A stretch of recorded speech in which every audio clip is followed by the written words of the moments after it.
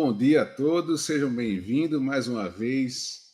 Estamos aqui hoje, 16 de novembro, lá de Pernambuco, e hoje temos a feliz satisfação de estarmos aqui, ladeado com o nosso querido amigo, convidado, Patrick Pires, que irá falar sobre um tema muito polêmico, né, com a perspectiva espírita, que se intitulado o tema Em Defesa da Vida, o aborto sob a visão espírita. E Patrick Pires da Costa, nosso convidado querido, ele é promotor de justiça no estado da Bahia, né, pelo MP Bahia, e trabalhou no Grupo Espírita Casa de Guará, em Itabuna, na Bahia, e do Centro Espírita Porto da Esperança, em Ilhéus, na Bahia. Patrick também é vice-presidente de assuntos institucionais da Associação Jurídica Espírita do Brasil, né, expositor espírita, e hoje estamos aqui com essa feliz presença do Patrick para a nossa AGE Pernambuco. Né? Seja bem-vindo, Patrick, né? E vamos, de início, né, fazer a nossa prece inicial para que nosso querido irmão Patrick ele receba as boas inspirações e influências dos nossos espíritos amigos. Então, vamos elevar nosso pensamento, né, para orarmos. Né? Pai nosso que estás nos céus, santificado seja o vosso nome, venha a nós o vosso reino, seja feita a vossa vontade, assim na terra como no céu. O pão nosso de cada dia nos dai hoje, perdoai nossas ofensas, assim como nós perdoamos aqueles que nos têm ofendido. E não nos deixeis cair em tentação, mas livrai-nos de todo mal, assim seja. Querido Jesus, rogamos a Ti hoje a vossa assistência, da equipe espiritual amiga, para com o nosso irmão Patrick, que irá tratar um tema importante, à luz da doutrina espírita. Né? Que a tua paz e a tua luz se faça presente para todos nós, hoje e sempre, assim seja. Pois é, caros irmãos, caros amigos, bem-vindos, né? Os que nos assistem na plataforma online, pelo YouTube. E eu vou passar agora a palavra ao nosso querido Patrick Pires, da Costa, que vai tratar do tema, né? O aborto, né? Sob a perspectiva espírita. Né? Então, com a palavra, Patrick. Bom dia, Renan. Bom dia, queridos amigas e amigos que nos assistem.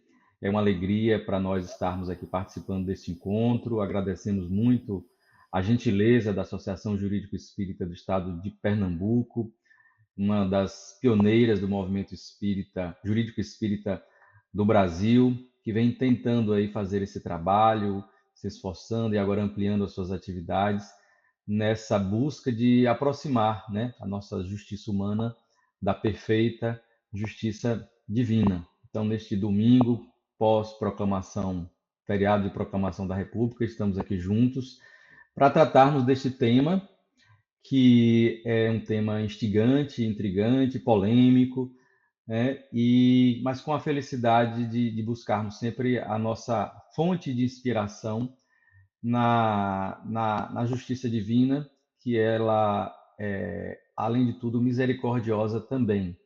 E com esse olhar da doutrina espírita, que muito mais do que pautado, e nada pautado em dogmas, pautado sim nessa busca incessante de entendimento da verdade, a verdade maior, da nossa origem, e do porquê, né, que estamos aqui, para que estamos aqui, em que medida esse tema se insere aí em nossas vidas, né? Nós preparamos aqui uma apresentação para servir assim para facilitar a nossa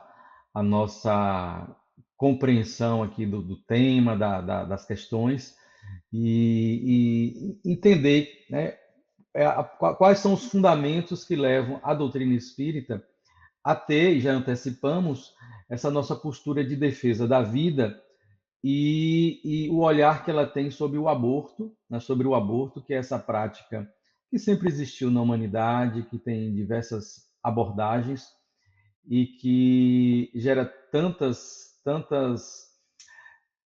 dúvidas, defesas apaixonadas contra e favoráveis e contrárias, e a postura da doutrina espírita, ela é uma postura serena.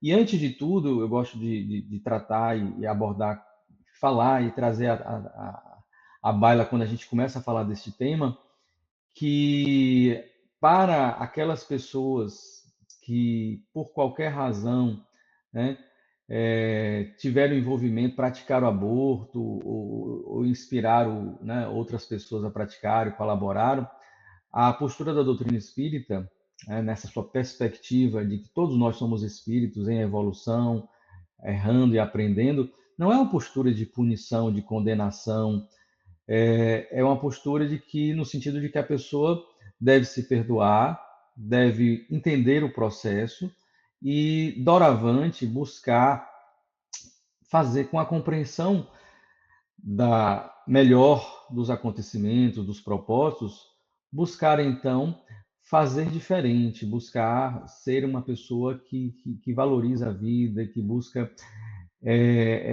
reconhecer as bênçãos que a vida nos dá, sabendo que Deus não nos condena, mas também não nos tira da colheita da nossa semeadura. E essa compreensão vai nos ajudar, inclusive, a ter uma postura de maior entendimento, de maior resignação diante daquilo que vai nos acontecendo. Né? Por que que eu, numa vida, sem eu ter feito nada, eu passo por essa experiência, passo por aquela experiência? Nós vamos entender que no nosso campo pessoal nós acabamos atraindo determinadas experiências que existentes ainda, infelizmente, no planeta de expiação e provas, porque é da sua natureza, e à medida que nós vamos compreendendo, entendendo, nos amando, nos perdoando, nós vamos tendo a oportunidade de passar pela vida sem ficarmos presos aos processos pretéritos, aprendendo com eles, aprendendo com as consequências e as sequelas que eles nos deixaram e para frente fazendo uma semeadura mais conectada à vontade divina, à vontade de Deus. Então não é jamais uma postura de condenação, mas a essência da doutrina espírita, tanto que foi codificada por um educador, é buscar nos ajudar na compreensão da lei divina, na compreensão de nós dentro, no cenário da vida. E aí, né, a proposta em defesa da vida, o aborto sob a visão espírita. Nós, a título de inspiração aqui, né, trazemos esse pensamento: a vida é manifestação dinâmica da vontade de Deus. Deus quer e ele faz, né? Então, na própria, no mito da criação, mas que traz ali a essência, né, de forma simbólica do surgimento, Deus disse: faça-se a luz, e a luz se fez. Então ele quis. E a vida, né, é dada por Deus, o grande gerador da vida. E ela é dinâmica, né? Então ela não é estática. E é a vontade de Deus que nós possamos viver. É interessante que a vida está por todos os lados. Você deixa um terreno lá num lugar inóspito, árido, daqui a pouco está nascendo alguma coisa, estão chegando bichos e tal. Você deixa uma casa abandonada, daqui a pouco tem raízes, tem tudo. Veja que a vida pulula em todos os lugares, né? Porque ali os princípios inteligentes se desenvolvendo. E nós já estamos num estágio um pouquinho mais avançado, mas também dentro desse processo. A vida é um testemunho do amor do Pai. Ele nos deu a vida. Poderia não nos ter dado, mas nos deu. E com essa inspiração, né, a gente já buscando aí entrar no recorte do tema, quais são os principais meios de se atentar então contra a vida? Em linhas gerais, assim, sem maior, um rigor maior com o aspecto de cada lugar. O homicídio, que é tirar a vida de outra pessoa. A pena de morte, que é um homicídio estatal, né? O Estado ainda refletindo uma opção, um estágio de desenvolvimento de uma determinada coletividade, condena alguém à morte, e nós sabemos, enquanto espíritas, que é apenas um encerramento da existência material, mas a essência, o espírito, ele continua a viver. A eutanásia, que é uma antecipação do processo natural da morte em razão de um processo enfermiço doloroso, mas ainda, né, e aí existem aquelas variantes, né, a ortotanásia, a distanásia. Então, também não se prega que uma vida seja esticada, estendida, né, indevidamente, de forma irracional, gerando sofrimentos demasiados e mantida até de forma já fora do fluxo natural da vida, né? Então, não se prega isso, a doutrina espírita não prega isso, mas também a eutanásia é aquele processo em que se antecipa em determinados contextos em que a pessoa ainda teria ou uma possibilidade de uma sobrevida maior, ou ainda que a morte do corpo físico seja ali uma evidência, ainda teria alguns tempos finais, e a doutrina espírita, a literatura espírita mostra, né, o quanto esses momentos finais podem ser decisivos para o espírito, o momento de um encontro com alguém, uma palavra final, uma reconciliação, uma reflexão. Então, o espírito, enquanto encarnado ali, ele vai tendo naqueles últimos momentos a oportunidade de fazer ajustes que vão ser determinantes para uma boa chegada no mundo espiritual. Há uma obra do espírito André Luiz, por Francisco Cândido Xavier, Obreiros da Vida Eterna, que fala de processo de desencarnação assistidos pela equipe espiritual, e ele descreve um momento de uma pessoa, um paciente, que está numa casa de saúde e ele ainda no processo de sofrimento final, e até que chega um profissional de saúde, um médico, e vendo aquele sofrimento, ele aplica uma injeção que faz com que aquela pessoa, né, tenha uma parada cardíaca e venha a falecer. Não foi um processo natural, o corpo dele ainda resistia. E a André Luiz descreve ali o quanto essa antecipação de algumas horas prejudicou a adaptação desse espírito no mundo espiritual. Aquela substância gerou repercussões no seu corpo espiritual e ele ficou atordoado, ele ficou assim com uma baixa consciência, né? Uma letargia no mundo espiritual, como um reflexo daquela substância que foi colocada no seu corpo, no momento ali que ele ainda precisava, né, naturalmente se desvencilhar dos últimos do corpo ali pelos processos naturais. Então, fala, olha, para aquela antecipação ali aparente e com uma boa intenção, mas fruto de uma perspectiva materialista, levou ele a ter um comprometimento, né, na sua adaptação no mundo espiritual. O suicídio, né, que pode ser aquele, e a doutrina espírita nos fala daquele direto, que é quando a pessoa quer realmente, o indireto, que é quando a pessoa vai tendo uma conduta autodestrutiva e que aos poucos ela vai eliminando as suas resistências e você acaba antecipando a sua desencarnação. É o caso do espírito André Luiz, na obra descrito no livro Nosso Lar, obra através de Francisco Cândido Xavier. E o assistido, que em alguns países, né, já começam a ter essa prática de permitir que uma pessoa que esteja consciente vá lá e diga: eu não quero mais viver. Não é o caso da eutanásia, a pessoa não está necessariamente no processo já levando à morte, ela apenas está infeliz com a vida, ela acha que já teve, ela pode ter uma doença limitante, que ela fica infeliz, ela chega lá e decide não mais viver, né, segue para algum local e tudo isso dentro de uma legalidade de um país. É uma perspectiva materialista e que desconsidera o quanto isso vai gerar de prejuízos para aquele espírito, para aquela pessoa, né, quando ela tiver consciência da sua essência imortal.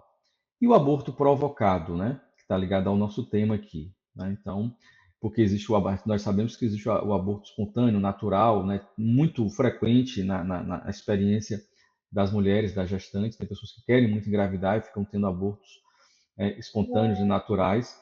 Então, mas existe o aborto provocado, aquele em que há uma interrupção da gravidez. O aborto, ele é um nome para uma espécie de homicídio intrauterino, né, do ser que ainda está ali no ventre materno. Aqui, para a gente só se situar, né, porque depois nós vamos avançar para a perspectiva mesmo sobre o olhar espírita, mas assim, dentro da realidade brasileira, legal, né, o que é que a gente pode trazer aqui, só com algumas pinceladas? Primeiro, na Constituição Federal de 88, que é a nossa Carta Magna, né? É o texto legal que coloca ali as balizas do Estado brasileiro. Então, qualquer outra lei ela deve estar de acordo com a Constituição Federal. Ela não pode ter uma lei que esteja em desacordo, que traga alguma coisa que vá ferir um princípio ou uma regra que está na Constituição Federal. E aí talvez o artigo aí os primeiros artigos, né, que vão estruturando o nosso país, do ponto de vista enquanto Estado organizado, e o artigo 5º lá que inicia, né, o capítulo dos direitos e deveres individuais e coletivos, dentro do título dos direitos e garantias fundamentais, a cláusula pétrea, né, não pode ser modificado nem por emenda constitucional, e o artigo 5º nos diz, todos são iguais perante a lei, sem distinção de qualquer natureza, garantindo-se aos brasileiros e aos estrangeiros residentes no país a inviolabilidade do direito à vida, à liberdade, à igualdade, à segurança e à propriedade nos termos seguintes. Aí depois tem, né, vários incisos que vão trazendo de forma mais detalhada esses direitos e garantias, mas dentro desses princípios aí que estão no artigo 5º. E o primeiro direito, à vida. Por que ele é colocado como primeiro? Porque é uma questão lógica. Eu não tenho como exercer qualquer outro direito se eu não tiver garantido o meu direito à vida. A dignidade da pessoa humana. Para que eu possa garantir o direito à dignidade da pessoa humana, a pessoa tem que existir, tem que ter o seu direito à vida. Fala-se muito, dentro até de uma linguagem que, no fundo, ali busca trazer uma tolerância ao aborto fora das hipóteses que a lei já traz, né? Os direitos reprodutivos, sim, direitos reprodutivos, não podem negar o direito à vida. O direito não pode, direito à liberdade, liberdade de alguém que é vivo, a segurança de alguém que é vivo, propriedade de alguém que é vivo. Então, há uma ordem, né, uma premissa, um requisito, um pré-requisito para o exercício de qualquer outro direito, o reconhecimento do direito à vida. Então, nenhum outro direito, ainda que também fundamental, poderá negar o direito à vida de qualquer pessoa, né? E nas poucas hipóteses que a legislação permite isso, é porque o próprio direito à vida está em jogo. E ali a legislação vai. E aí, em um outro aspecto, existem valores também que acabaram sendo ali sedimentados, né, ao longo do tempo, mas que são questionáveis também se não estariam violando o direito à vida. Então, é uma questão lógica. Uma questão lógica. Como é que eu vou garantir tal direito à pessoa, por mais que tenha passado por uma experiência, que isso, aquilo, negando o direito primordial, né, do direito à vida. Uma pessoa que pede para exercer determinado direito ou até interromper uma gravidez, ela só está pedindo porque ela teve o seu direito à vida garantido. Se ela não tivesse o seu direito à vida garantido, ela não poderia estar pleiteando essa perspectiva. Dentro do Código Penal, né? E aí, algo que a gente traz. Quando nós temos um direito fundamental, não basta dizer que ele existe. Nós temos que ter mecanismos de proteção. Um dos mecanismos de proteção aos direitos é o direito penal. Por mais que ele não seja o desejável, né? O Livro dos Espíritos nos fala que à medida que nós vamos avançando, as leis vão se tornando mais brandas, vão se tornando desnecessárias. Chegará o dia em que nós não precisaremos de leis tão duras, né? As leis duras ainda, né, punitivas, reeducativas, elas decorrem é um reflexo ainda do nível da sociedade. Chega um momento que não precisa.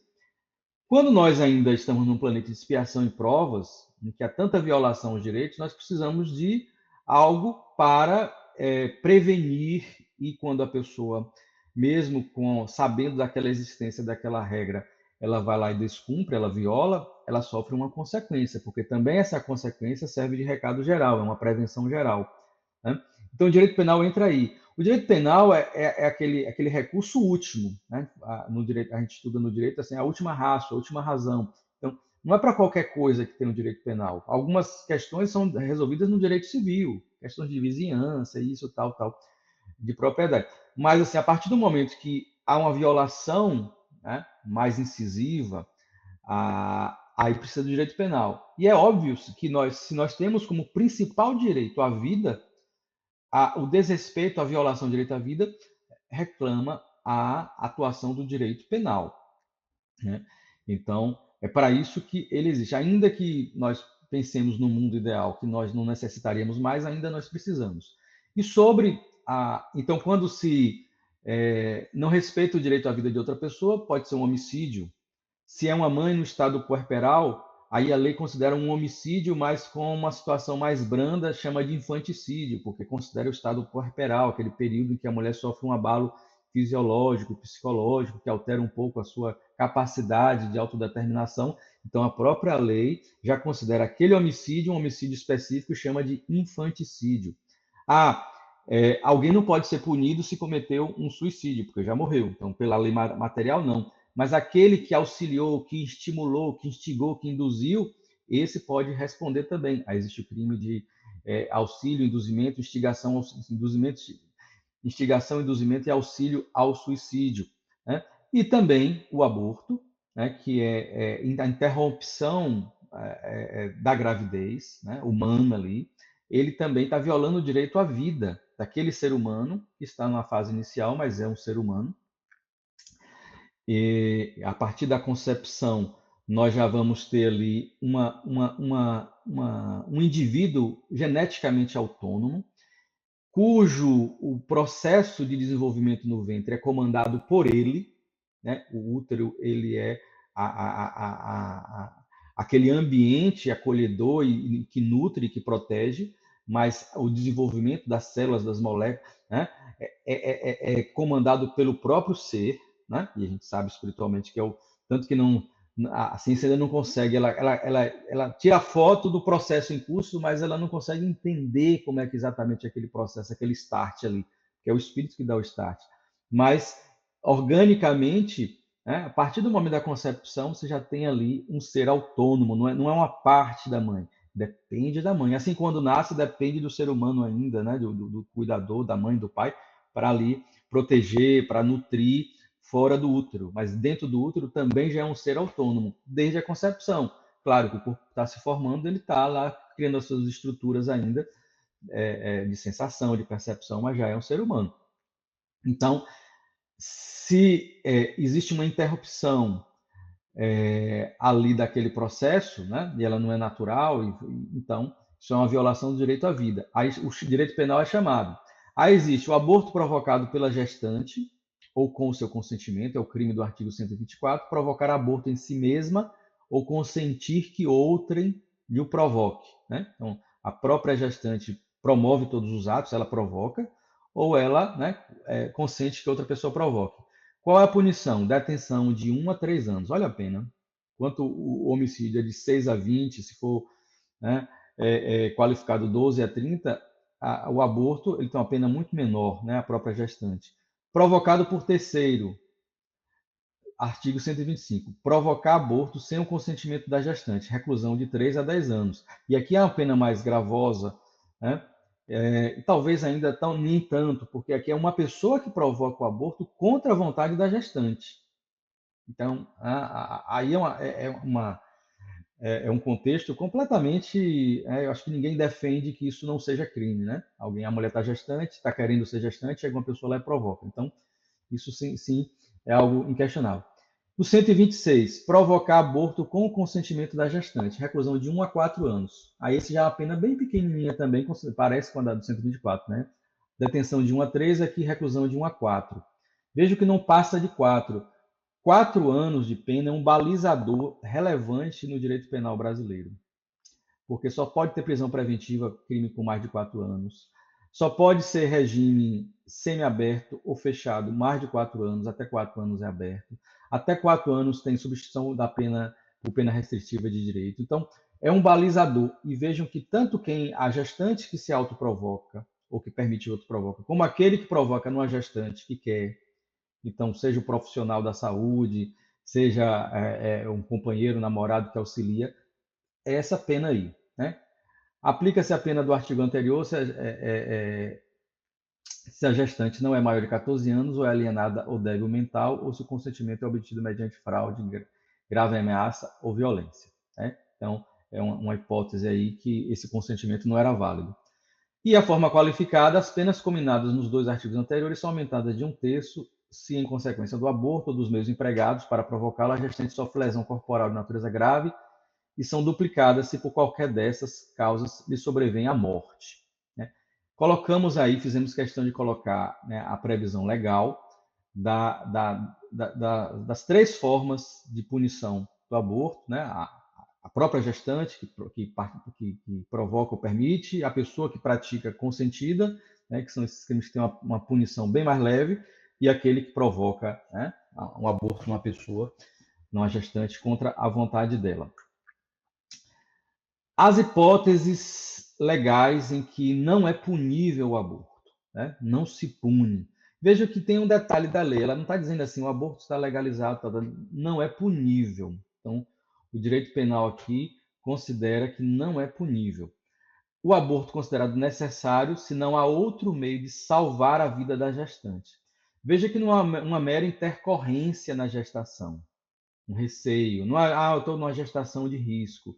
Não, não há outro meio de salvar a vida da gestante. Então, existe um acompanhamento, né, cuidadoso para o profissional de saúde. Ele fala, olha, se a gestação seguir, a senhora pode perder a vida. Né? É um risco real. E aí ela tem esse direito de opção. Eu conheço, tem um grande amigo, trabalhador espírita, médium, orador, pessoa maravilhosa, e ele passou por essa situação. O médico chegou para a mãe dele e falou assim, eu recomendo que a senhora tire, porque a senhora pode perder a vida. Né? E ela falou assim, então, se for esse o preço, eu vou perder. E ela manteve, os dois viveram, né? E trabalharam muito tempo juntos, né? Nas ações do bem, na prática da caridade. Ele continua aí trabalhando muito, graças à fibra da sua mãe.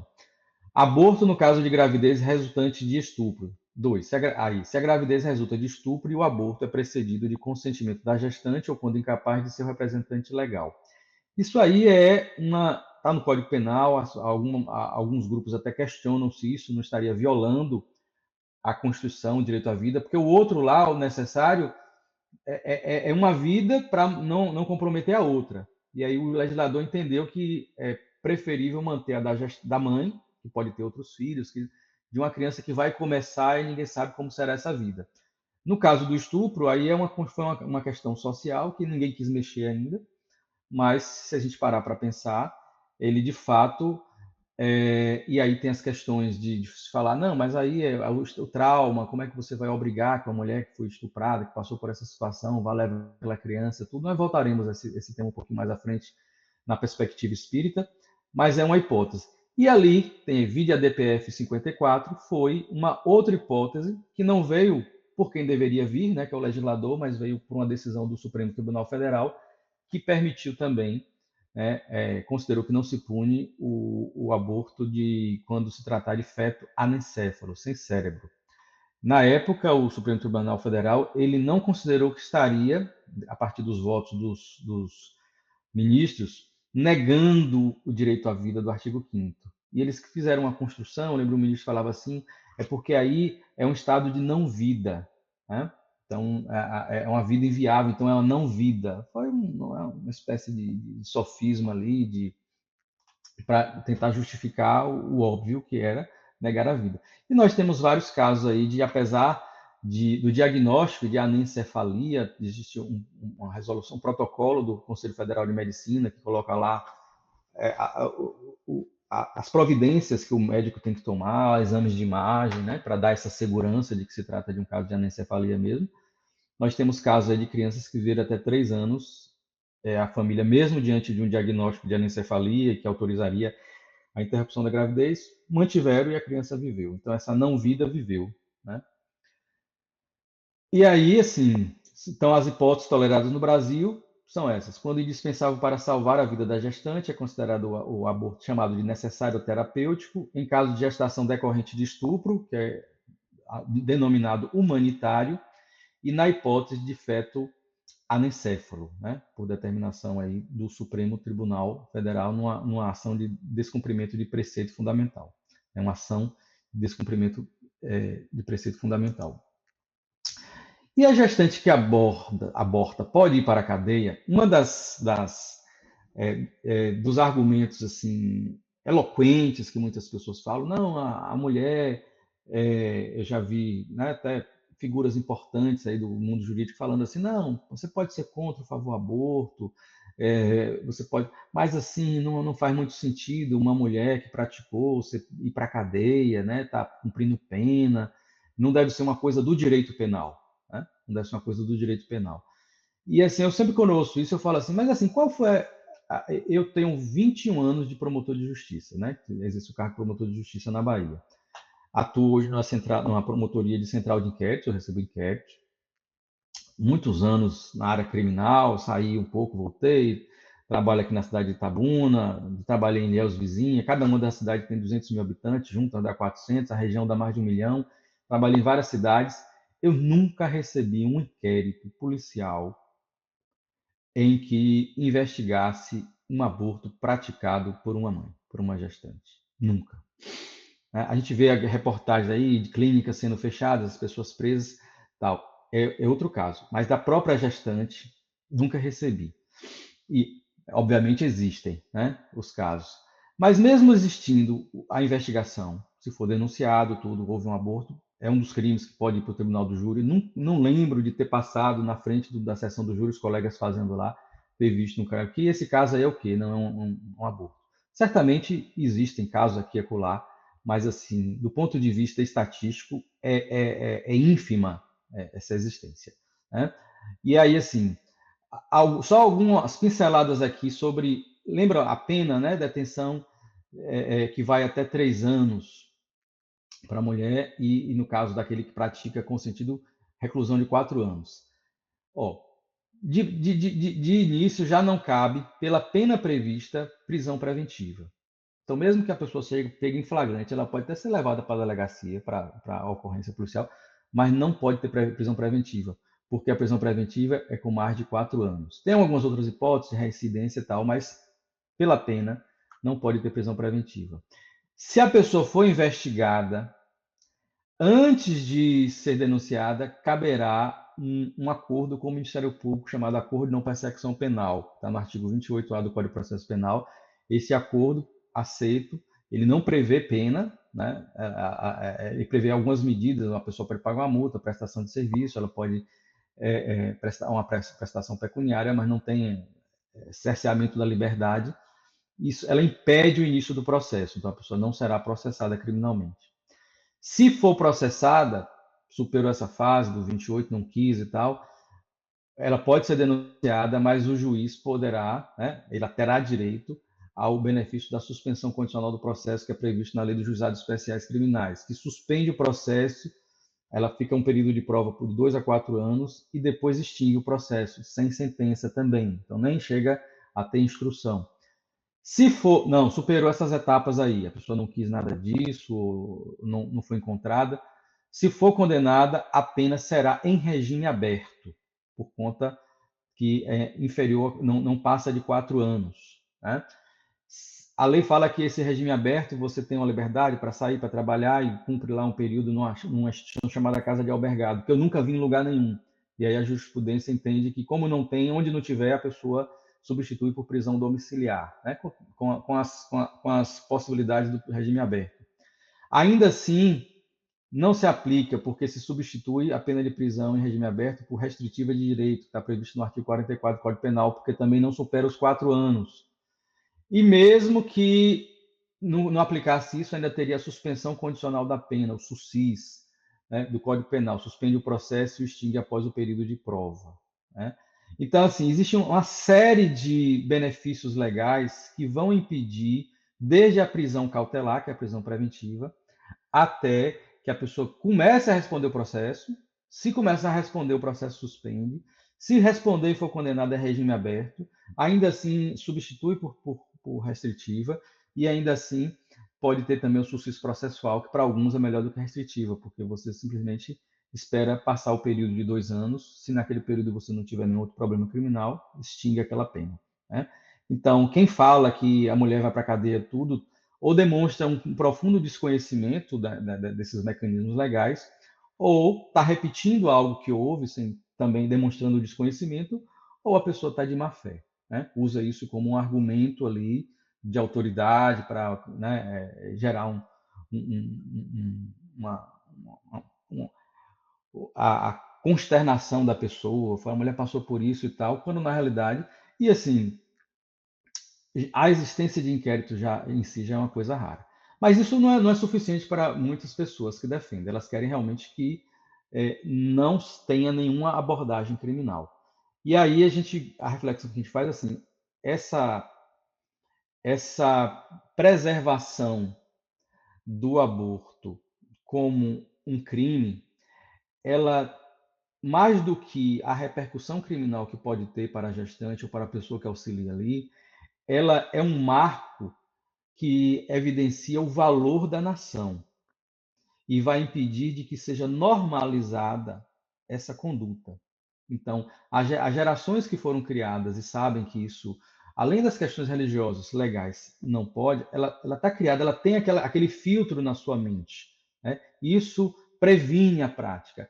A partir do momento que você legaliza e que as novas gerações já vão sendo formadas dentro desse contexto, se perdem esses filtros, aquilo se dissemina, é a mesma coisa que acontece com a legalização da droga. Né? E algumas pessoas que falam, tal, é melhor do que o Estado punindo, vejam as sociedades aí, as grandes cidades do mundo, com localidades em que as pessoas, né, grupos parecem zumbis. Vejam os problemas de segurança pública que nós temos decorrentes, né, de um uso desenfreado da droga, né, que aí tem o mercado que fornece, que estimula. Então, isso vai normalizando. Todos os países que legalizam a droga, que legalizam o aborto, o consumo de drogas e a prática de abortos aumenta severamente. Os números que mostram diferente, né, eles são equivocados e muitas vezes manipulados para gerar, e é algo óbvio. Né? No início da carreira, lá em 2004, o percentual de denúncias crime que eu fazia por tráfico de drogas era infinitamente menor do que agora, 21 anos depois. O que foi que aconteceu? Foi que foi se normalizando, né, esse processo. E se a gestante não quer ser mãe? Ela vai ser obrigada a ser mãe? A nossa lei prevê isso. Né? Tudo bem, você não pode tirar a criança, mas você também não é obrigado a ficar com a criança. E aí o Estatuto da Criança e do Adolescente, faltou só a referência ali da lei, mas é o Estatuto da Criança e do Adolescente, a Lei 8.069 de 90, no seu artigo 19A, que foi acrescentado em 2017, diz: a gestante ou a mãe que manifesta interesse em entregar seu filho para adoção antes ou logo após o nascimento, veja, antes ou logo após o nascimento, ela está gestante, ela já chega e fala: eu não quero. Será encaminhada à Justiça da Infância e da Juventude, às maternidades, os postos de saúde que fazem um acompanhamento. A mulher manifesta, já entra em contato com a Justiça da Infância e Juventude para que ela possa ser acolhida, essa manifestação ser verificada. Ela vai ser ouvida pela equipe interdisciplinar da Justiça da Infância e Juventude, pela psicóloga, assistente social, né? Vai ter o suporte para ver se essa é uma decisão sedimentada, equilibrada, se a pessoa está bem, né? Se ela não está passando por um processo, um momento ruim de desequilíbrio. E isso vai ser respeitado. Então, lá no parágrafo 1 fala: a gestante ou mãe será ouvida pela equipe interprofissional da Justiça da Infância e Juventude, que apresentará relatório à autoridade judiciária, considerando inclusive os eventuais efeitos do estado gestacional e puerperal. Né? Às vezes o estado puerperal faz a mulher, por alguns dias ou semanas, ter ali uma rejeição, né? E aí se espera isso também, mas respeitando. De posse do relatório, né, a autoridade judiciária, o juiz, poderá determinar o encaminhamento da gestante ou mãe, mediante a sua expressa concordância, à rede pública de saúde e assistência social para atendimento especializado. Eu fui promotor de justiça da infância e juventude por alguns anos, e isso aqui não é só letra da lei. Nós convivíamos com isso. Vários casos de mulheres que manifestavam esse interesse, elas eram acolhidas, elas eram ouvidas e a sua vontade era respeitada. Ela era ouvida antes, quando a criança nascia, o juiz ouvia de novo.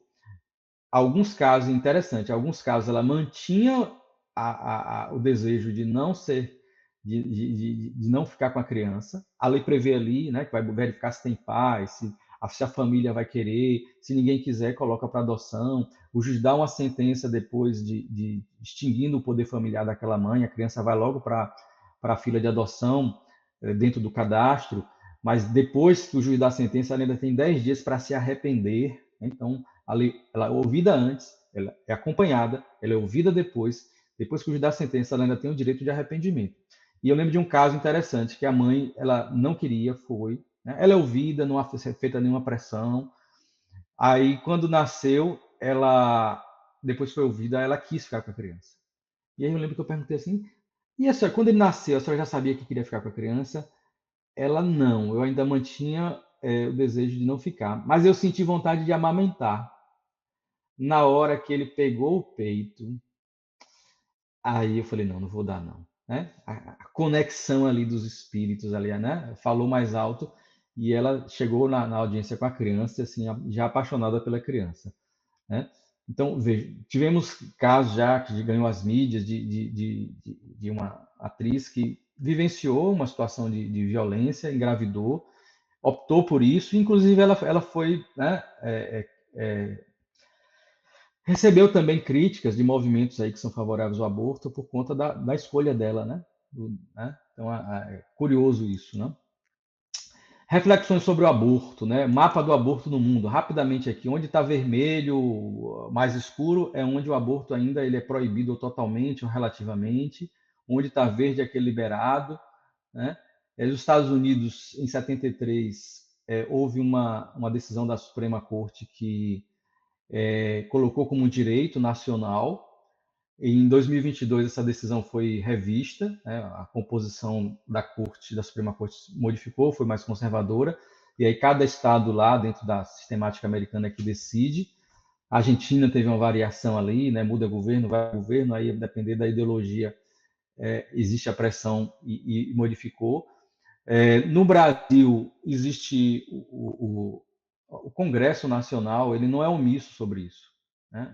Inclusive, existem proposições em sentido de liberar e proposições em sentido de reafirmar o direito à vida desde a concepção, mas essas proposições elas ganham tramitação e as de liberação não avançam justamente porque a maioria dos representantes dos estados e do povo é contrária. Isso reflete os valores da nação brasileira. Então, não existe omissão que venha a ser utilizada como justificativa para que o Poder Judiciário supra a omissão. A omissão não existe. Quando você decide manter a lei que já existe, você está decidindo. Quando você nega a tramitação de uma proposição que quer modificar a lei, isso também é uma decisão.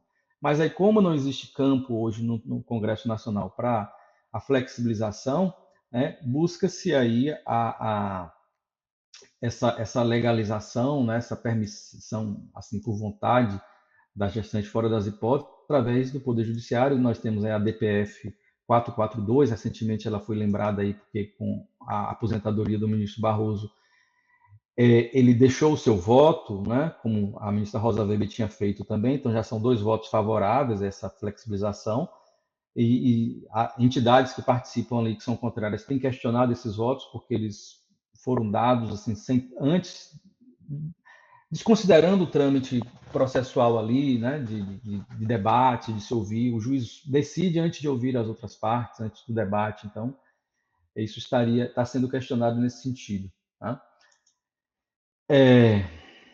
Aí nós temos uma das capas do documentário Blood Money, Aborto Legalizado, né? Em espanhol ganhou o nome Dinheiro de Sangue, e que mostra a indústria do aborto nos Estados Unidos, né? As clínicas que foram sendo implantadas nas cercanias das universidades, toda a campanha publicitária, o financiamento feito por ONGs internacionais, como acontece aí no Brasil, nos momentos aí que existe audiência pública, para tentar convencer a sociedade, gerar pressão, gerar uma ideia de que isso é uma questão da sociedade, que, né, que as famílias estão querendo, que isso é uma bandeira, como na realidade não é. As famílias, em geral, estão preocupadas com a segurança, com o emprego, com a estabilidade econômica. Não é uma bandeira nacional e das famílias que o aborto seja legalizado. Isso aí é uma bandeira de minorias, mas minorias respeitáveis e articuladas e barulhentas, mas existe todo o interesse também financeiro internacional.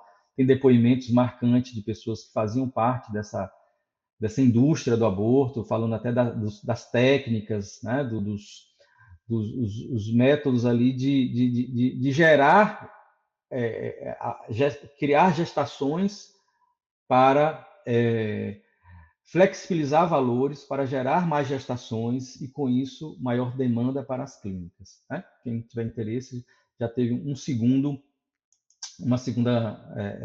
teve o primeiro aí, o Blood Money, e depois já teve uma segunda versão do documentário.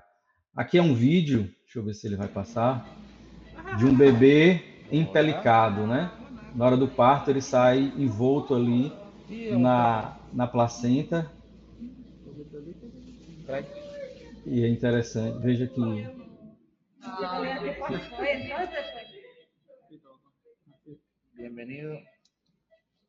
Bem-vindo, bem-vindo. E aí esse vídeo, uma das técnicas utilizadas quando a gestação já avançou mais para o aborto é a sistolia fetal, ou também chamado feticídio, em que muitas vezes nós tivemos um caso recente no Brasil que foi muito mal divulgado pela imprensa e com muitas distorções e perseguições a profissionais, em que uma gestação que já estava lá por volta de 7 meses e um órgão até que não deveria se interferir, porque não é matéria da sua atribuição, mas se aproveitando de um detalhe, né, de qual o ente federativo que mantinha o hospital acabou interferindo, e aí os profissionais de saúde acabaram praticando o aborto. Mas vejam, você tem uma gestação de 7 meses. Nós hoje temos viabilidade em alguns casos para, com 5 meses, 6 meses, a criança sobreviver, né?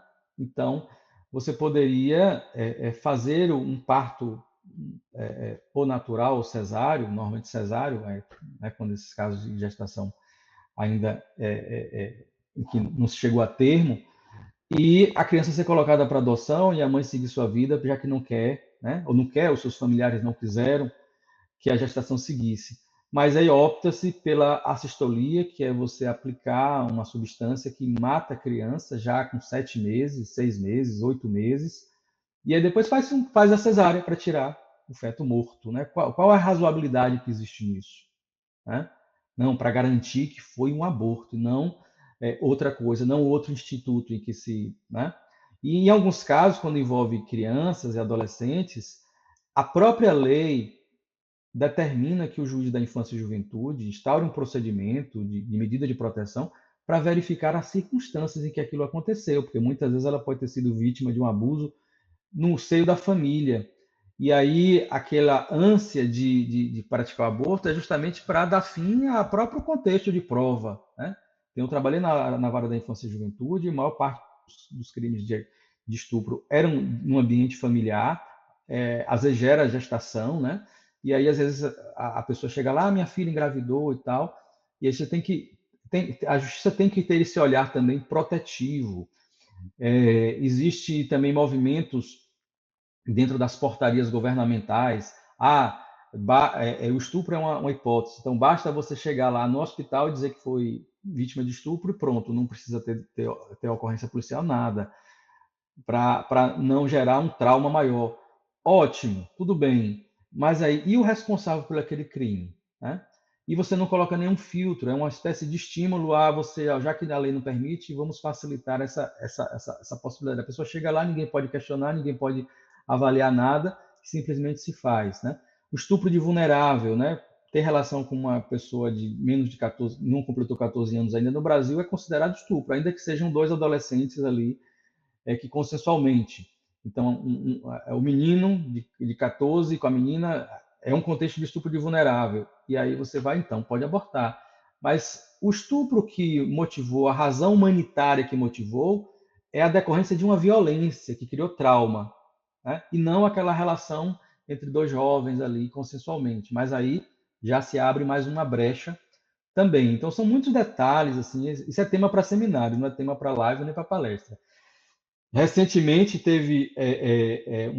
existia uma resolução do Conselho Federal de Medicina que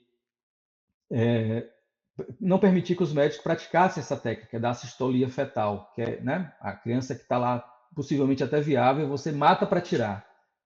Então fala, não, você, né, se resguarda ali e faz o parto e entrega para adoção.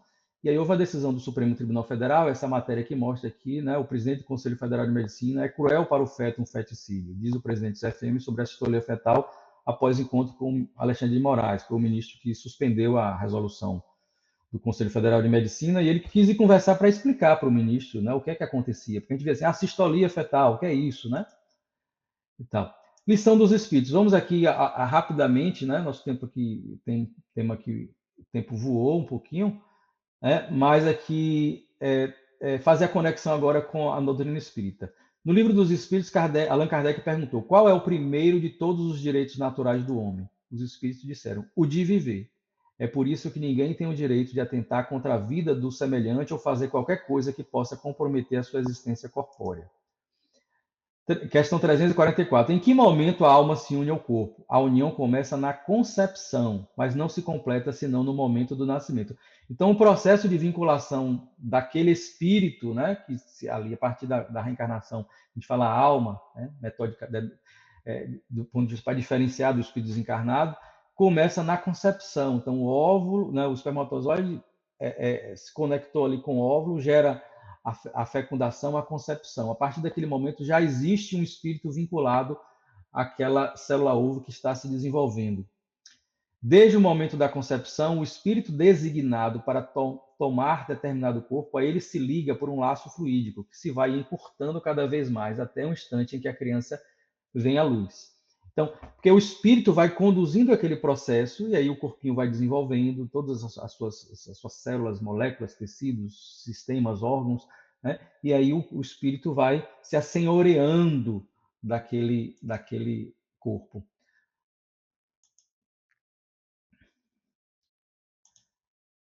O grito que então se escapa de seus lábios anuncia que a criança entrou para o número dos vivos e dos servos de Deus. Eu acho linda essa parte final, né? O gritinho ali da hora que a criança toma um sustinho porque estava respirando através, estava se alimentando, se nutrindo através ali do cordão umbilical, e aí o sistema muda, né? A beleza da criação divina, né? Você está se nutrindo por um sistema, na hora que corta ali, que sai, a criança respira, e agora o oxigênio vem pelos seus próprios pulmões. O grito que então se escapa de seus lábios anuncia que a criança entrou para o número dos vivos e dos servos de Deus. Existe esse mote, né? Meu corpo, minhas regras, e aí o que a gente vê com base na ciência e na razoabilidade, na razão, né? Tudo bem, seu corpo, suas regras, mas a criança que está ali dentro, embora ela esteja protegida e nutrida e precise disso, não se confunde com o corpo da gestante, né? É um outro corpo, é um outro ser que precisa sim daquela proteção. Assim, quando nasce, imediatamente continua, né? É a mesma criancinha que estava ali para dentro da parede, está para fora. Então, ela vai continuar precisando ainda dos cuidados, vai precisar ser alimentada, cuidada, e não é porque estava dentro ou fora que isso vai se modificar em relação ao seu direito à vida. Voltando ao Livro dos Espíritos, 355. Há, como indica a ciência, crianças que desde o ventre da mãe não têm possibilidade de viver, e com que fim acontece isso? Isso acontece frequentemente e Deus o permite como prova, seja para os pais, seja para o espírito destinado a encarnar. Veja que mesmo nos casos, existem casos de gestações em que não houve o espírito ali, aquilo ali é uma experiência provacional para os pais, ou, né, para o espírito destinado a encarnar, mas que está falando aí da gestação que não vai se completar, ela não vai nascer, né? Então, nesse caso, tem o espírito, isso acontece frequentemente e Deus o permite como prova, seja para os pais, seja para o espírito destinado a encarnar. É uma experiência. Tem uma mensagem de Joana de Anjos que fala da origem predominante dos casos de fetos anencéfalos, né? Quais são para o espírito as consequências do aborto? Uma existência nula e a recomeçar. Então, não é um nada, né? A experiência ali terá que ser cumprida para o espírito. O aborto provocado é um crime, qualquer que seja a época da concepção. Há sempre crime quando se transgride a lei de Deus, dizem os espíritos. A mãe ou qualquer pessoa cometerá sempre um crime ao tirar a vida à criança antes do seu nascimento, porque isso é impedir a alma de passar pelas provas de que o corpo devia ser um instrumento. Vejam, está interferindo na prova, né, na experiência que aquele espírito precisava passar. No caso em que a vida da mãe estaria em perigo pelo nascimento da criança, há crime em sacrificar a criança para salvar a mãe, ou aquela hipótese que o Código Penal permite, né? Optar pela vida da mãe para e praticar o aborto. É preferível sacrificar o ser que não existe a sacrificar o que existe. Está falando da existência material, da experiência, né? E ali eles falam, tá, vejam que espiritualmente aquela hipótese é chancelada, né? Ela é respeitada. É racional ter pelos fetos o mesmo respeito que se tem pelo corpo de uma criança que tivesse vivido? Dizem os Espíritos. Em tudo isto, vede a vontade de Deus e a sua obra, e não trateis levianamente as coisas que deveis respeitar.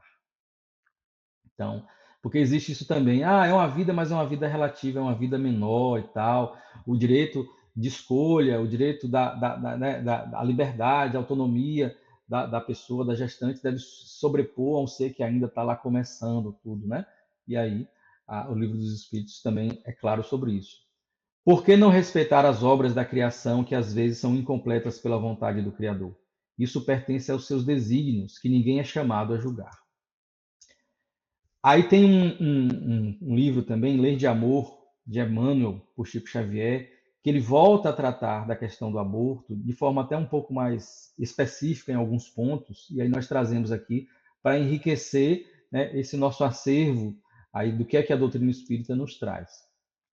Livro Lei de Amor, pelo Espírito Emmanuel, psicografia de Francisco Cândido Xavier e Valdo Vieira. Capítulo 4, como é interpretado o aborto nos planos superiores da vida espiritual? Não está falando dos inferiores, está falando os planos superiores, que são essa fonte de inspiração para que a gente possa avançar e um dia estar de acordo com esses planos. O aborto provocado, mesmo diante de regulamentos humanos que os permitam, é um crime perante as leis de Deus. Então, pode não ser crime aqui para a gente, nas nossas leis, mas na lei da nossa, no tribunal da nossa consciência, nós vamos nos sentir, em algum momento, né, em desacordo com a lei divina. Isso vai nos trazer consequências espirituais. Quais os resultados imediatos do aborto para as mães e pais que o praticam? Praticando o aborto, mães e pais cruéis ou irresponsáveis afastam de si mesmos os recursos de reabilitação e felicidade que lhes iluminariam mais tarde os caminhos, seja impedindo a reencarnação de espíritos amigos que lhe garantiriam a segurança e o reconforto, ou impedindo o renascimento de antigos desafetos com os quais poderiam adquirir a própria tranquilidade pela solução de velhas contas. Num outro caso, cumpre uma função, né? Superar aquele contexto de contenda, de briga, então funciona para isso. Em outros casos, é um amigo espiritual que está vindo e vai nos ajudar em determinado momento da vida, né? Então, tudo está dentro lá de acordo com a vontade de Deus. O aborto oferece consequências dolorosas e especiais para as mães.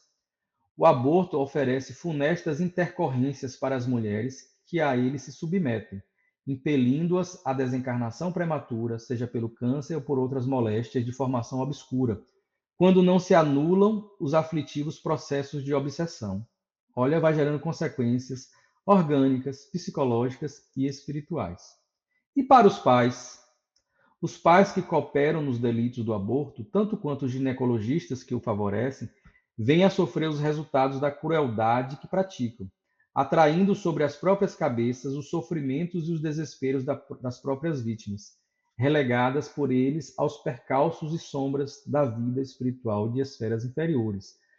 É algo relativamente recorrente nas reuniões mediúnicas, nós nos encontrarmos com espíritos infelizes porque foram abortados. E eles se mantêm, muitas vezes, no campo da família, no campo da mãe, do pai, com um sentimento de rejeição muito grande, com um sentimento de raiva, né? Porque a rejeição muitas vezes leva como mecanismo de defesa a raiva. Então, do ódio, e aquilo vai adoecendo a família, vai gerando, né, várias consequências ali, com o tempo, né, com o auxílio espiritual, isso vai passando, mas vejam que poderia não existir essa experiência dolorosa. A contribuição de Joana de Ângeles sobre o aborto. Aí nós trazemos aqui alguns trechos de uma mensagem que a benfeitora Joana de Ângeles, por Divaldo Pereira Franco, na véspera do julgamento do Supremo Tribunal Federal, que autorizou o aborto de fetos anencéfalos, que ela ofereceu, né? E nós vamos aqui ver um pouquinho. Olha lá, a mensagem de Joana de Ângeles foi no 11 de abril de 2012, no Centro Espírita Caminho da Redenção, em Salvador, Bahia, através de Divaldo. Quando as legislações desvairam e discriminam o aborto do anencéfalo, facilitando a sua aplicação, a sociedade caminha a passos largos para a legitimação de todas as formas cruéis de abortamento. Ela já dizia ali está abrindo só a porteira. Na época falavam, não, é só isso, é um caso específico, é convincente, para que levar essa gestação à frente, gerando tantos transtornos para a mãe, uma frustração, né? Encerra essa gravidez, ela tenta outra, todos esses argumentos vão surgindo. E ela fala ali, ó, só está abrindo a porteira. E quando a humanidade mata o feto, prepara-se para outros hediondos crimes que a cultura, a ética e a civilização já deveriam haver eliminado no vasto processo de crescimento intelecto-moral. Todos os recentes governos ditatoriais e arbitrários iniciaram as suas dominações extravagantes e terríveis, tornando o aborto legal e culminando na sucessão do tempo com os campos de extermínio de vidas sob o assodar dos mórbidos preconceitos de raça, de etnia, de religião, de política e de sociedade. Então ela vai mostrando ali, ó, os governos que têm matrizes ideológicas materialistas começam assim, ó, o feto que é indesejado, que é isso, que é aquilo, que aumenta a população, que gera problemas sociais, e isso pode ser exterminado. Aí daqui a pouco você começa nosso processo de eugenia e o Estado começa a ditar quem pode viver e quem não pode viver, quem é desejável e quem é indesejável. E a gente fala tanto dos avanços humanitários, direitos humanos, direitos das pessoas com deficiência, né? O Estatuto da Pessoa com Deficiência, a pessoa com deficiência hoje não deve ficar relegada a instituições segregadas da sociedade, ela tem direito de fazer as suas escolhas.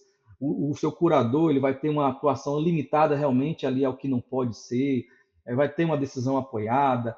Pessoas com deficiência hoje já podem, em muitos casos, casar e constituir famílias, e aí uma criança que está no ventre, mas porque é indesejada, porque vai atrapalhar a vida ou isso, ela não, ela pode ser eliminada. A mais em defesa de todas. O processo de evolução, no entanto, é inevitável. E os criminosos legais de hoje, as pessoas que estão, né, praticando de acordo com a lei, recomeçarão no futuro em novas experiências reencarnacionistas, sofrendo a frieza do comportamento, aprendendo através do sofrimento a respeitar a vida.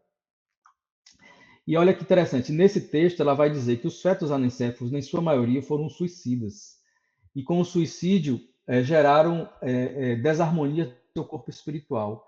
E aquela gestação ali, que nem se completa, o nascimento se esvai, né, a vida se esvai pouco depois do nascimento, é um momento que auxilia na reconstituição, na reconfiguração do corpo espiritual, para que numa próxima encarnação ele já possa vir, né, com a sua estrutura natural. Então, é um processo, o espírito ainda está com sequela no seu corpo espiritual do ato feito.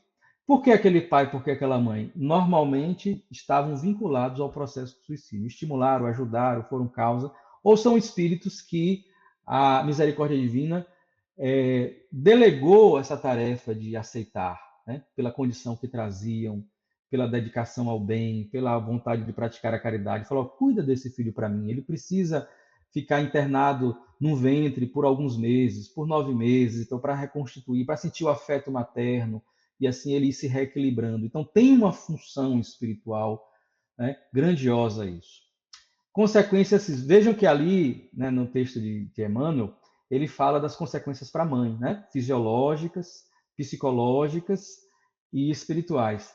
Tem uma publicação da Associação Médico Espírita do Brasil, essa entidade fantástica, que traz vários artigos com referências científicas, né? Cada capítulo é um artigo, fazendo abordagens diferentes do aborto.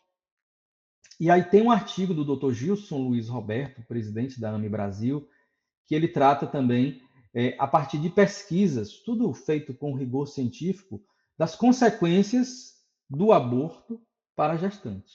E isso já não mais informação espiritual, não é informação mediúnica, é com base em pesquisa científica. E nós colocamos aqui em 2 slides só o que ele traz. Consequências físicas do aborto, isso constatado, né? Grupo de controle, pessoas que praticaram, e aí verifica a variação. Mulheres que praticaram aborto apresentam com muito mais endometrite, peritonite, esterilidade, esterectomia, aborto espontâneo, outros, né, nas gestações futuras, aderências, perfuração uterina, laceração cervical, gravidez ectópica, lesões na bexiga e ureteres, hemorragias, choque, coma e morte materna, né? Consequências associadas ao aborto. 2 vezes maior probabilidade de sofrer câncer da mama, 4 vezes maior a probabilidade de infecção intrauterina até a 20ª semana de gravidez, maior risco de hemorragia nas gestações posteriores, dores mais intensas durante o parto. Vejam que algumas dessas sequelas aqui não parecem ter uma relação, foi por causa do ato lá, perfurou, não. O próprio organismo já vai tendo um funcionamento diferente, porque aí entra o psiquismo da mãe, né? E consequências psicológicas que ele trata lá. Luto incluso, luto não autorizado. Isso, aí ele traz um caso, assim, por exemplo, de países como a Espanha, onde o aborto é legalizado, mulheres que passaram a ter transtornos psicológicos e tudo, praticaram o aborto dentro das hipóteses legais e na terapia, depois de anos, vão descobrir que aquele estado de sofrimento psicológico decorreu do aborto que ela fez. E aí, inclusive, é descrito assim, associações de mães que praticaram aborto, que entram contra o Estado, dizendo, você disse que era meu direito fazer o aborto, mas você não me disse que eu ia ficar com essa sequela psicológica, não. Aí pede indenização ao Estado por ter praticado. E aí tem um depoimento de uma mãe que fala assim, eu nunca imaginei que ao exercer um direito meu, eu atrairia para mim esses problemas psicológicos, né? Porque a lei de Deus está na nossa consciência, né? E aí, naturalmente, isso foi acontecendo ali. Vejam que ela, dentro de uma concepção materialista, tal, ela não se dava. Então, esse luto incluso, luto não autorizado. Esse luto incluso, quando a gente precisa psicologicamente passar pelo luto, tanto de situações de empregos, aposenta, tal, mas o luto propriamente dito, quando uma pessoa querida falece, a gente passa por aquele período de luto. Ele faz parte da nossa experiência psicológica. Isso dura 6 meses, 8 meses, 1 ano. Quando demora demais, vira patológico, né? Quando a mulher vai praticar um aborto, ela vai para um local, antes de estar gestante, e sai, e aquela pessoa não existe mais, e ela não passa por um luto. Ela não passa por um luto. Então, o luto fica incluso, fica algo que fica ali como se fosse, né, dentro dela um nódulo psíquico que vai gerando consequências, sofrimentos os mais diversos. E aqui avançando já para né, aqui os pontos seguintes: culpa, remorso, tristeza, desmotivação, pesadelos. Isso diz muito também da presença espiritual daquele que foi abortado. Ansiedade, depressão, transtornos da alimentação, maior índice de suicídios, né? Isso aqui mesmo com o aborto legalizado. E ele traz uma pesquisa interessante que foi feita, olha que interessante, com um grupo de mães que praticam aborto em decorrência de estupro. O que é que nos vem à mente imediatamente quando a pessoa é levada a manter uma gestação que decorreu de estupro? Que aquela criança vai fazer a mulher sempre lembrar da violência. Vai ser um trauma para ela. E é por isso que se permite que a gravidez seja interrompida, para que ela não fique com aquela marca de uma gestação que ela não quis, de um ato de violência. E tudo isso é razoável, né? Não se nega que isso tudo exista. Mas quando se fez uma pesquisa com um grupo de gestantes que foram, né, vítimas de violência sexual, engravidaram em razão disso, um grupo quis utilizar o direito de fazer o aborto. Outro grupo, apesar de ter o direito, não quis. Falou, eu fui vítima de estupro, mas eu vou manter a gestação. E eles foram avaliar o estado psicológico, psíquico dessas gestantes e verificaram que as que optaram por manter a gestação tiveram muito menos consequências psicológicas danosas, perturbadoras, do que as que fizeram aborto. Então, olha, isso contraria a lógica que imediatamente vem. Ah, não, quem ficar com a criança vai ficar lembrando. E a pesquisa mostrou não, que a mulher via na criança o seu filho, né? E ela não ficava, para a maioria delas, embora precisasse de acompanhamento psicológico, tivesse sofrimento, mas para elas não ficava, ou pelo menos o sofrimento psíquico era menor do que aquelas que praticavam. Porque nas que praticavam, a nossa consciência diz o seguinte: tudo bem, eu fui vítima de uma violência sexual, mas eu acabei matando um ser indefeso, que não tem culpa daquela violência. Então, é difícil conviver com isso, né? E aí, por mais que a gente esteja lá bombardeado por teses, por educação, né, que venha dizer que é um direito, que isso tudo é um absurdo, que quem tal, a lei de Deus está na nossa consciência. Nós podemos ser, né, alienados o máximo por concepções materialistas, mas nós somos espíritos. Podemos estar alienados completamente por concepções materialistas. Está lá honestamente acreditando naquilo que eu defendo. Isso não faz com que eu deixe de ser espírito. Isso não faz com que a lei de Deus continue estando na minha consciência. Isso não faz com que eu, enquanto espírito, quando me afasto da lei de Deus, não vá sofrer as consequências, que vêm de maneira inconsciente, psicossomatizando no corpo ou gerando sequelas posteriores psíquicas que eu nem vou conseguir fazer o link com a causa. Para a nossa reflexão, né? O aborto deixa cicatrizes que nunca se apagam. Eu lembro de uma atriz famosa, que foi modelo, que ela disse que fez um aborto quando era jovem, porque, né, ia atrapalhar a carreira. Ela, feminista, muito bem resolvida, ela fala: esse espinho na carne me acompanha até hoje. Eu nunca imaginei que ia me gerar isso. Né? Deixa cicatriz. Ah, tem gente que fala: não, eu conheço tanta gente que fez e não está nem aí. Está no inconsciente. O inconsciente está soltando ali, aos poucos, as sequelas disso. Ronald Reagan, né, que foi o presidente americano, dizia: o aborto é defendido apenas por pessoas que já nasceram. Mahatma Gandhi: parece-me tão claro como o dia que o aborto é um crime. Madre Teresa de Calcutá: um país que aceita o aborto não está a ensinar os seus cidadãos a amar, mas a usar a violência para obterem o que querem. É por isso que o maior destruidor do amor e da paz é o aborto. E aí, assim, para a gente encerrar, esse aqui é Andrea Bocelli, né, um dos grandes aí tenores italiano, né? E ele é deficiente visual, né? Ele é cego de nascença. E olha o depoimento que ele nos traz. Uma jovem mulher grávida foi hospitalizada por um simples ataque de apendicite. Os médicos tiveram que aplicar-lhe gelo no estômago e, quando terminou o tratamento, sugeriram que ela abortasse o menino. Disseram-lhe que era a melhor solução, porque o bebê nasceria com alguma deficiência. Mas a jovem e valente esposa decidiu não abortar e o menino nasceu. As técnicas da época, né? Estava com apendicite, bota gelo, a mulher gestante vai gerar uma deficiência, tira a criança. Né?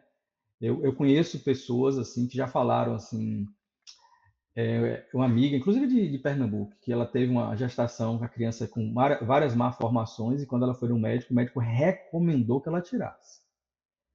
E ela manteve e depois, inclusive, iniciou um trabalho muito bonito para lidar com a dor, né? E essa criança nasceu, viveu por um tempo e depois morreu.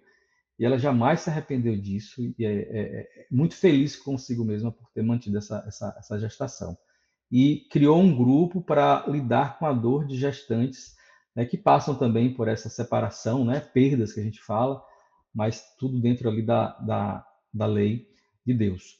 E aí ele fala: a mulher era minha mãe e eu era o menino. Né? Se a mãe tivesse seguido a orientação, nós não teríamos André Bocelli. O que lhe falta de visão lhe sobra, né? Na sua arte, na sua capacidade de nos levar a níveis de vibração, né? Completamente que nos elevam, né? Não há dúvidas, e aí eu volto, né? De que nós precisamos, enquanto sociedade, melhorar muito os níveis de acolhimento, de esclarecimento, espiritualmente, enquanto espíritas, casa espírita, não se aponta dedo para ninguém, não se condena, não se julga ninguém. A finalidade da doutrina espírita, trazer todos esses esclarecimentos, é prevenção, é prevenir e falar, ó, o fundamento é esse. Uma gestação, ela, por mais que não tenha sido planejada, em determinado momento ela cumpre um planejamento geral da lei de reprodução, de reencarnação, o espírito se vinculou ali. Então, o melhor caminho que vai gerar menores danos para todos os envolvidos é permitir que a vida flua. Não quer a gestação? Tudo bem, né? Entrega para adoção. Ah, mas aqueles meses ali serão alguns meses que vão prevenir aquele ser de conteúdos espirituais, emocionais que vão lhe acompanhar por toda a sua vida e até no mundo espiritual e ainda vão gerar necessidades de reajuste em vidas futuras, né? Isso é algo que a literatura fala, é algo que as experiências mediúnicas confirmam, né? Então, o esclarecimento para evitar, né, que essas experiências, que as pessoas possam, né, tomar uma decisão melhor, não se deixando levar pelos arroubos aí das teses materialistas. Ah, mas eu pratiquei. Pronto, se perdoe, perdoe-se, perdoe-se. Deus não lhe condenou, Jesus não lhe condenou, agora você está entendendo, e agora que está entendendo, né, busque amar, busque viver, busque levar o amor, busque amar os seus outros filhos, os filhos de outras pessoas. Se você tiver uma necessidade compensatória de se perdoar, busque uma atividade voluntária em qualquer lugar do bem, né, para ajudar, para cuidar de crianças, para levar a saúde. Se perdoe e aí a bondade divina, né, vai nos ajudar a passar por todos esses processos. E a última mensagem que a gente coloca aqui de Jesus: deixem vir a mim as criancinhas. Nós agradecemos, né, a atenção aí, é um tema realmente muito rico de possibilidades de abordagens, né, mas ficamos felizes por estar tendo essa oportunidade, né, de trazer essa temática aí para que a gente possa também, enquanto espíritas, ir lançando essas sementes da esperança e da vida. Excelente, Patrick. Ficamos lisonjeados pela sua presença aqui, amigo. E realmente as pessoas aqui também nos comentários do chat do YouTube foram uníssonas, né? Todos consagraram a sua exposição. E realmente nós ficamos bastante felizes com a tua abordagem. Agora, é um tema realmente muito relevante, muito palpitante, e é uma pena que o tempo já nos chama, né? Já passou um pouco, mas também começamos atrasados. Mas realmente, Patrick, foi excepcional a tua palestra, amigo. E contamos, se possível, né, já fica aqui o convite, né, para a próxima parte 2 desse teu tema aí. Estamos à E disposição. esse tema realmente é muito relevante. Teria alguns questionamentos, mas pelo andar do horário, né? Mas tua contribuição foi muito relevante para nós. E esse arremate, tanto com o Emmanuel, né? Citando também agora o caso prático do André Bocelli, é um exemplo dentre tantos, né? Em relação a essa temática. Né? Eu gostaria de convidar aqui o nosso querido diretor, né, acadêmico, né, Roberto Albuquerque, para dar as considerações finais e a despedida, né, Roberto? Se puder, amigo. Foram muitas mensagens, né? Olá, bom dia a todos.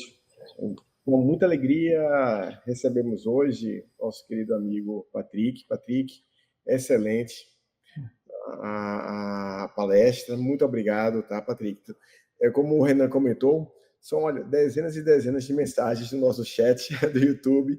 Acho que, infelizmente, vou encaminhar para ti, tá? Aí, disponível, por óbvio, né? No nosso canal do YouTube aí da AGE Pernambuco. Mas, antes de tudo, gostaria de agradecer, Patrick. Agradecer sua disponibilidade, atenção aqui, não apenas com a AGE Pernambuco, mas com o nosso país. Né? Temos um momento de intensa discussão, né? Um tema que sempre desperta, né, emoções, e é importante que colocações científicas, né, importantes que sejam, né, esclarecidos, né, todos os pontos e consequências, né, para ajudar, né, na discussão, ajudar nesse diálogo, né? Eu acho que o mais que precisa hoje no nosso mundo, na realidade, é essa abertura, né? Abertura para dialogar, conversar, enriquecer, né, nosso posicionamento como seres humanos. Por isso, Patrick, fica nosso carinho, nosso agradecimento enormes pela tua disponibilidade e atenção, por esses momentos tão maravilhosos que tivemos aqui hoje com você. E, claro, como o Renan já comentou, né, fica o convite, né, para um novo momento que a gente possa aí abrir, né, para um diálogo fraterno, um diálogo que proporcione, né, que os colegas de ideal e colegas também que têm interesse, né, no tema possam, né, expor seus pontos de vista, né, para que possamos aí enriquecer cada vez mais. Muito obrigado, Patrick. Agradeço. Uma felicidade estar com vocês. Maravilha. Renan, então podemos, você fica à vontade para fazer a prece final de encerramento dos nossos trabalhos. E muito obrigado novamente, Patrick. Fica o nosso convite aí para agora, em 2026, nos encontrarmos novamente. Disposição. Perfeito, meu caro amigo Roberto Albuquerque. Vamos lá encerrar essa magnânima apresentação do nosso querido Patrick e fazendo a prece de agradecimento.